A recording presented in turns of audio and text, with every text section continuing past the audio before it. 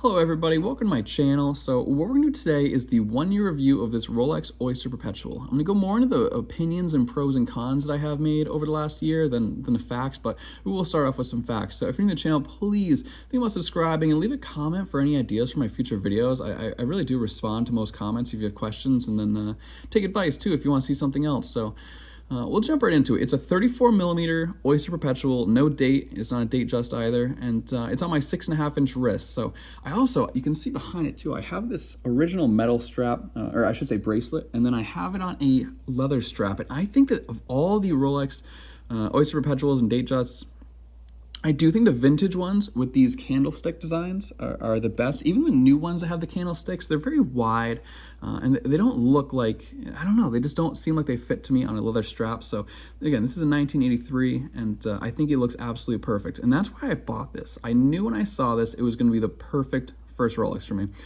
I've wanted one for a long time, and I would go to the authorized dealer and things like that. But when I saw this vintage one, the price was right. They're usually between $2,000 or $3,000. I got at the very bottom of $2,000, and I think that, after I did the polish, and I didn't do a polish, I just cleaned it up and I changed the glass. I would say crystal, but it's like an acrylic. I changed that and it cleaned it up and made it look very nice. So I think I'd hopefully be on the higher end of that, $2,000 to $3,000 now. So the price is an incredible pro. Obviously the new ones, I think, off the top of my head, I think they're $6,100 plus tax. And they just don't have the vintage feel. They're a different feel, and they're much more solid. I'm sure the movement's a lot better and everything's a lot better. And they're waterproof. I know this one is supposed to be waterproof, and it is not after, it's 2023, so it's exactly 40 years old, and it's not waterproof. If I wash my car in or something, it will end up getting a fog underneath the glass, which is a huge con. So having it not be water resistant is a huge con. Having it's a little more, I can actually take it off. I didn't strap it, so I'd be able to take it off. I put some water on the table earlier. So I don't know if you'll be able to hear it in this, but if you know the automatic movement, you know how there's a rotor that spins around, and you can really hear and feel the rotor click up and down, and that's definitely a con. The newer ones don't do that. I have some newer other watches, like the Cartier ones and Seiko automatics, and they definitely don't do that, and I'm sure the newer one wouldn't as well. Another pro is they're readily available. You can get these online. You can get them I got this at a jewelry store. You can get them a lot easier than going to your authorized dealer and being on a waiting list. Now, I do think, the Oyster Perpetual and the date just are a lot easier to get. I shouldn't say easier, but not easy to get from an authorized dealer. But obviously, if it's used, you're not going to go through any of that process. So there's a pro. Again, the leather strap, personal opinion, I do think this is the best watch you can have on a leather strap or any sort of strap. I have a lot of straps. This is a darker brown one. I like the more I shouldn't say orange brown, but I do like those a lot as well.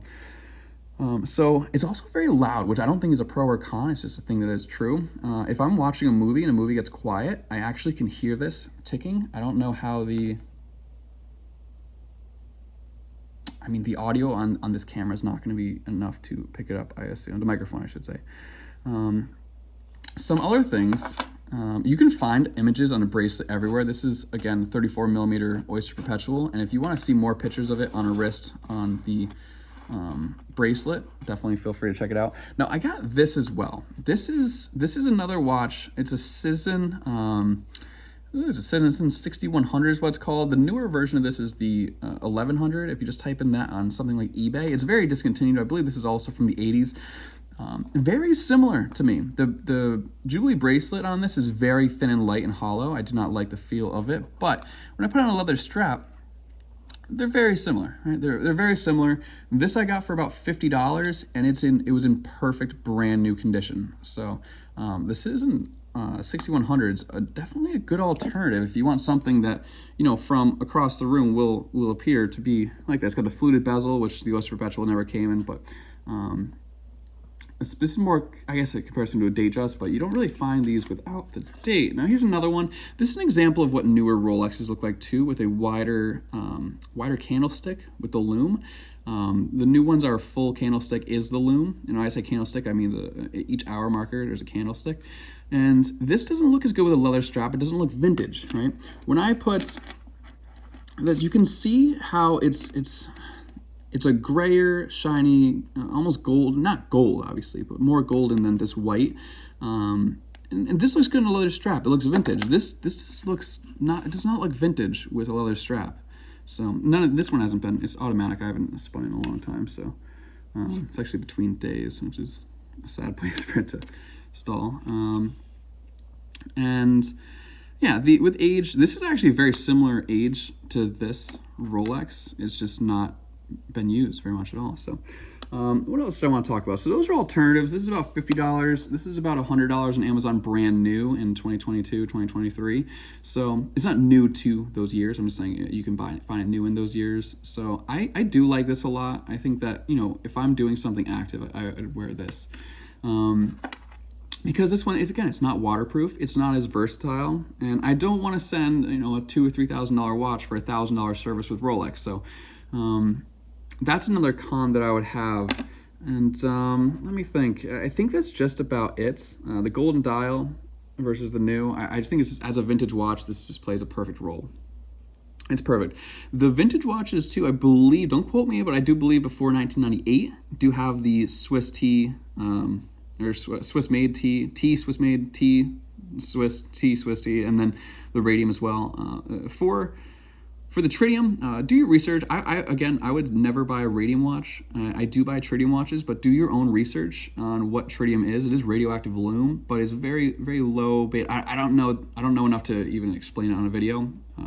But definitely look into tritium watches, and if you want tritium painted dials, and for the lume, it's just radioactive lume. So. Yeah, the pros are the price is gorgeous. When someone, you know, say you're a watch collector, someone's like, oh, do you have a Rolex? It's the first thing they ask. Oh, do you have a Rolex? And you just say yes. And it's also not a flashy Rolex. It's just a very great daily Oyster Perpetual, beautiful vintage watch. So please leave a comment with an opinion, a question, ideas for future videos, anything you can. I really appreciate the time, and I hope to see you guys in the next video. So thanks again. Talk to you soon.